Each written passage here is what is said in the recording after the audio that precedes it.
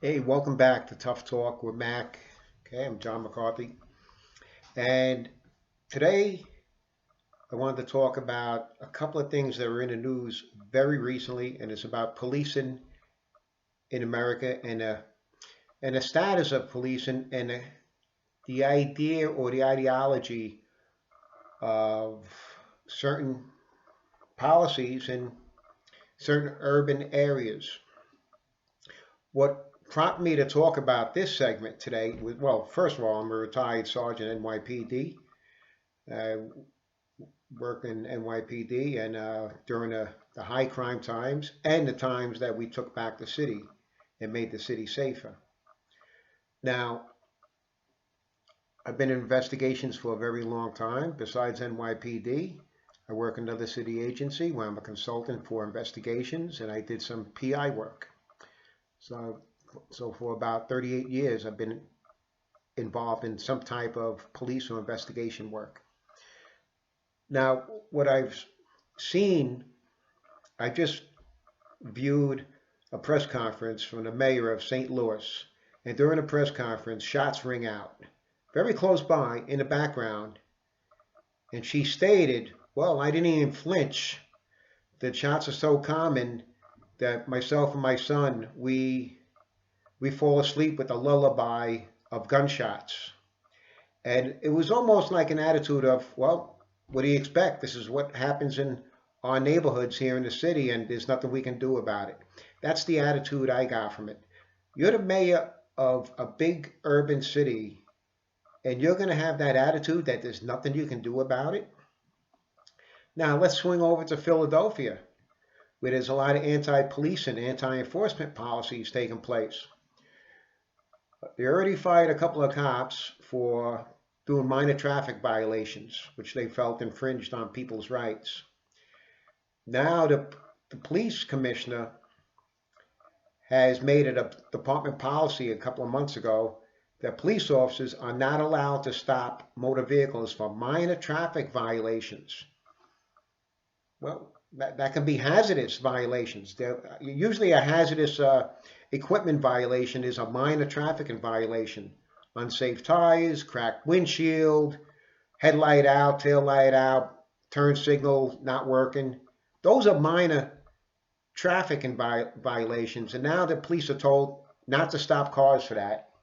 And now the city council passed a law that the police officers cannot stop anybody for a minor traffic violation. And the mayor and the police commissioner say, well, this is a good thing because now it's less interaction between the police and the public. So everybody's safer. And they try to spin it by saying even the police are safer.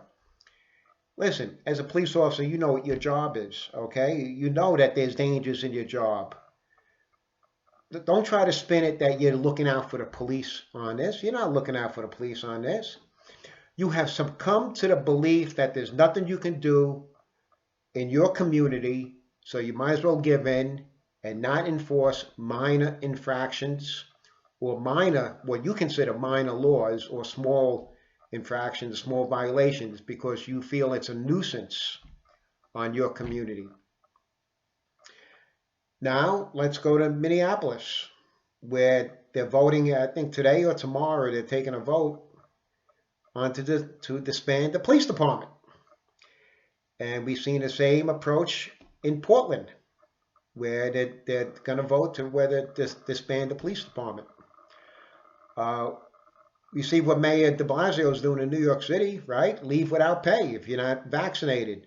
So about 20-25% of the police department there will no longer have a job unless they go and get vaccinated. I think they have 30 days to get vaccinated or be terminated. Um, and I will tell you this, a lot of them won't succumb to that mandatory requirement. These are all urban, high populated areas, all controlled by super far left liberals. Their anti policing methods and ideas and ideology, it just didn't happen. This is something that they were taught in school. I'm going to give you an example. In 1991, I went to myself and my partner were taking courses at John Jay College of Criminal Justice. Okay, I needed some credits. I was on the sergeant's list and I needed to get some credits. So a required class at John Jay College was ethnic studies, and that's usually a required class at all colleges. And the professor and the student both stated that minor crimes and scams are a way of life in their communities and it should be overlooked and it should be accepted. Why? Why should it be overlooked and why should it be accepted? To me, you're telling me that there's nothing you can do about it, so let's just accept it because that's the way of life. I was a cop. I started as a cop January 1983, and when Mayor Giuliani took office in January of 1993, I believe, they started a policy of attacking the minor crimes, the broken windows concept. And it worked. I was there as an anti-crime sergeant in Washington Heights, and we took back street by street. The CO at the time of the precinct was Gary McCarthy, and he took back street by street.